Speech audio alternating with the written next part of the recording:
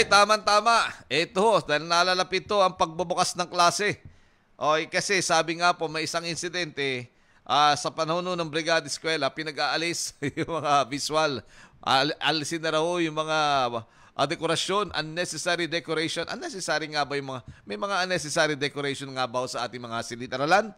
Para malaman natin, ito na, diretso na sa mga grupo ko ating mga guro. Sila mga frontline pagdating sa mga paaralan. Si Ginoong Benjo Basas ng Teachers Dignity Coalition. Benjo, magandang umaga po. Yes sir, magandang umaga po. Magandang umaga sa ating lahat po. Salamat po sa pagtanggap sa tawag. Nanonood at nakikinig. Oo. Ano ba ang inyo pong pwedeng masabi dito, Benjo? May mga unnecessary decoration po ba sa ating mga classroom? Alam mo, Sir Benji, meron din naman meron din naman po tayong masasabi ng mga unnecessary ng mga decoration Kasi alam mo yung iba nating mga kapatid na guro ang tendency over-decorate Yung tinatawag natin, 'di ba, sa Pilipinas, tinatawag natin na over-decoration, yung sobra-sobra nating pinagaganda yung isang lugar, room 'yan o bahay natin na hanggang pinagaganda mo, mapangit na, nagiging masakit na sa mata.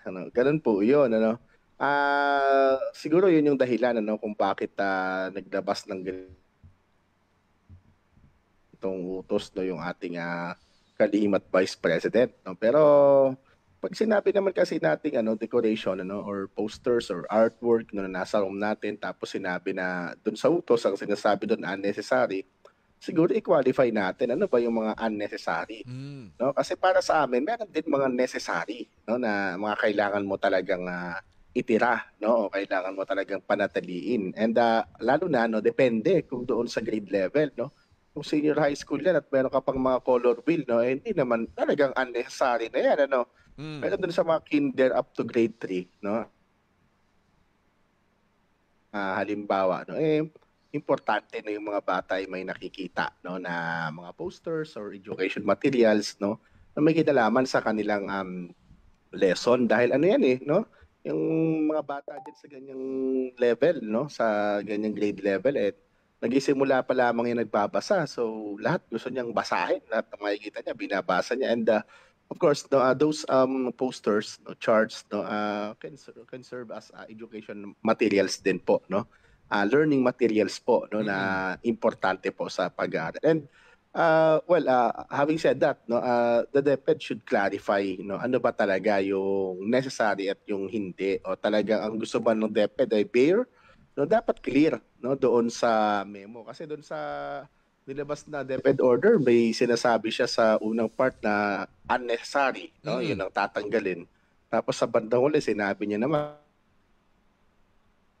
na leave classroom walls bare, di ba? Mukhang kailangan po noon mag-clarify po dito. Si Undersecretary Michael Poa, nakapagsalita ng DepEd. Mayroon na atang siya nagsabi naman following siguro doon sa earlier statement nyo, ang sinabi niya, the order is what it is. Take out everything on the wall. Para daw maka-focus ang ating mga mag-aaral. Benjo. Well, kung gano'n, siguro dapat pa rin talagang malinaw, ibig sabihin pa niyan talaga lahat, hanggang kinder? Kasi ang punto lang naman namin, wala naman talagang problema, if that is the clarification made by the officially, made by the Department of Education, ibig sabihin clear na wala. So talagang kumbaga sa bumili ka ng bahay, bare lahat. Mga bata lang, teacher at saka yung tawag doon, blackboard. Nawawala ang signal natin kay Benjo. Kapag ganun. Hello po. Yeah, go ahead. Yan, nga. So, sige lang po, go ahead.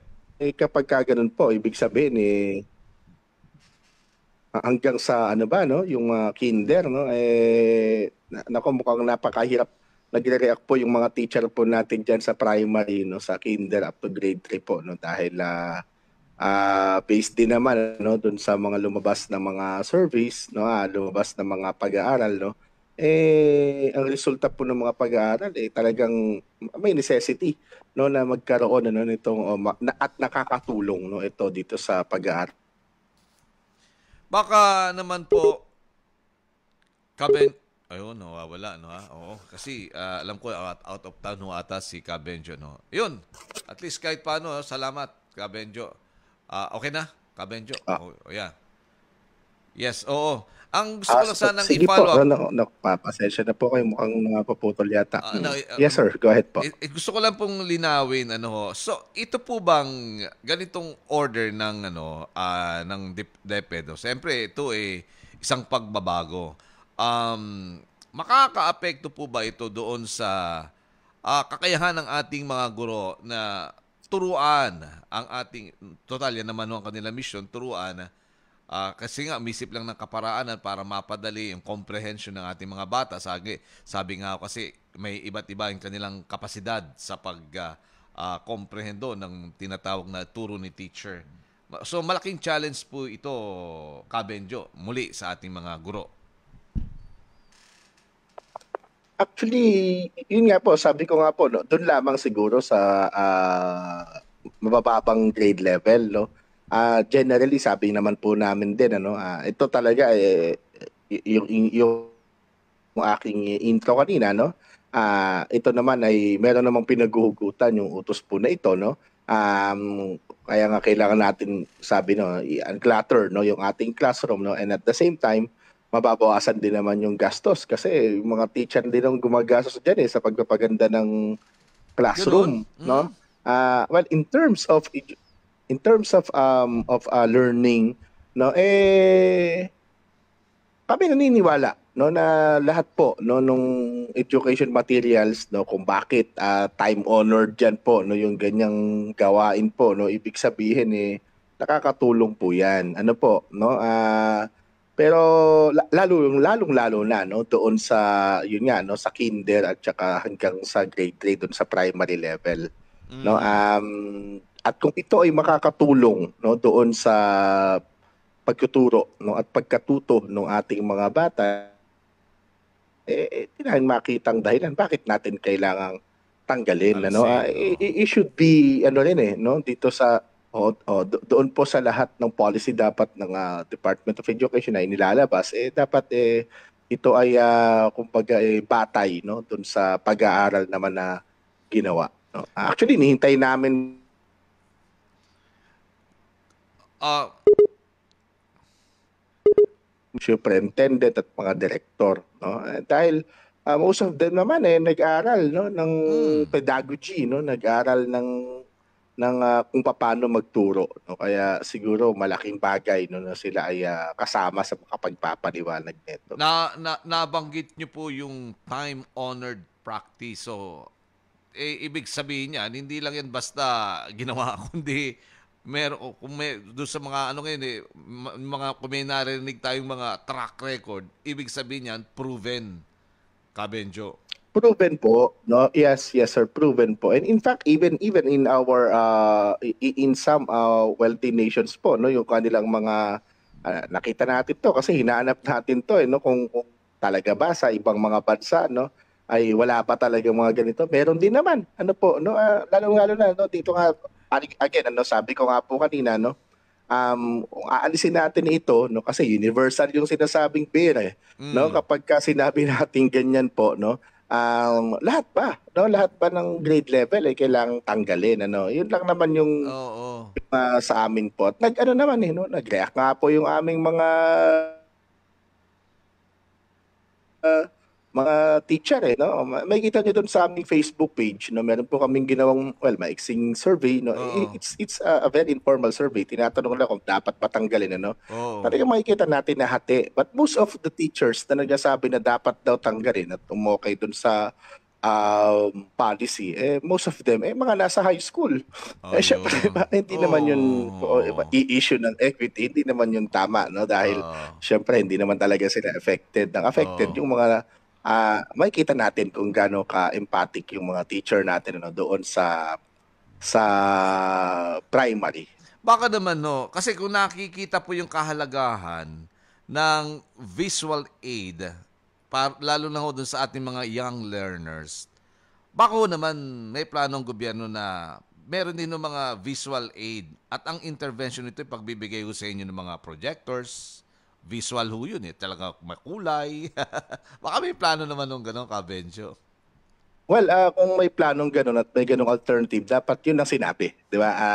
That would be acceptable, 'di ba? Yun sana yung kumbaga salalayan ano nitong action po na ito ng ating Department of Education.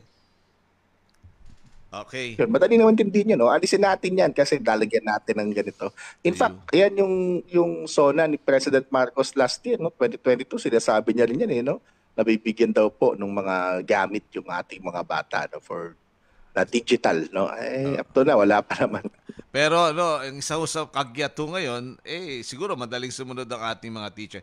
Ang sabi po, pagdating po sa ito panahon ng budget, kumusta po? Sinusulong mo yung compensation no ng ating mga guro. Di ba makakuha ng inyong position dito, Kabenjo? Well, alam niyo, natutuwa kami no dahil for the first time no meron na tayong narinig no dito na particular no sa compensation package ng ating mga guro no sa ilalim ng Marcos administration ano. Kung maalala niyo po nung last year kasi talagang hindi yan pinag-uusapan no at as in wala no. Pero ngayon that same day din ano nung opening ng brigada ang Pangulong Marcos mismo ang nagsabi no na ito ay pinaplano na no at pinaliwanag po ng ating Vice President at Deputy Secretary no na nag-utos na ang Pangulo no na pag-aralan ito no na long term no yung solution din ano na gustong gawin ng gobyerno hinggil dito sa sweldo no. Kami naman ang sa amin naman diyan it's about time no na tignan natin no bakit kasi laging humihingi na lang ng sweldo ng aumento sa sweldo yung mga guro at government employees ano. Para sa amin tignan po natin ano kung ano yung iskema na perfect no for our teachers no in terms of compensation package kasi sa amin po no sa government service iba-iba iba-iba yung scheme no yung military uniform personnel iba yung mga GOCCs no yung government owned and controlled corporations at mga government financial institutions iba din yung kanilang scheme no sa amin sa mga sa general no na government employees no including us no public school teachers ay yun yung pinaka-atrasado, pinaka-kulelat no under that salary standardization law no kasi meron kasama kami doon no pag alam mo Sir Benji pag binabanggit na nagtaas ang sweldo ng mga guro hindi rin yan totoo na guro lang no lahat po no ay nagtataas lahat ng government lahat ng nasa government State service workers. kasi we are covered no by this SSL at covered na nga kami ng SSL kasama pa kami no dun sa pinakamababa na professionals no under the SSL. For instance no ito yung mga nurses natin yung mga kapatid nating nurse no dahil nagkaroon ng amendment diyan sa SSL at sila ay tinaas no yung grade nila no so from previously kasama kami sa salary grade 10 no tapos naging salary grade 11 ano tapos ang mga nurses po natin ay naging salary grade 15 no yung entry level nila kami ay nananatili sa salary grade 11 and that is the lowest no kumbaga a grade no for a government professional po. All right. Benjo, salamat po sa oras na ipinagkaloob ninyo kahit po paano narinig namin ang tinig ng ating mga guro. Salamat po.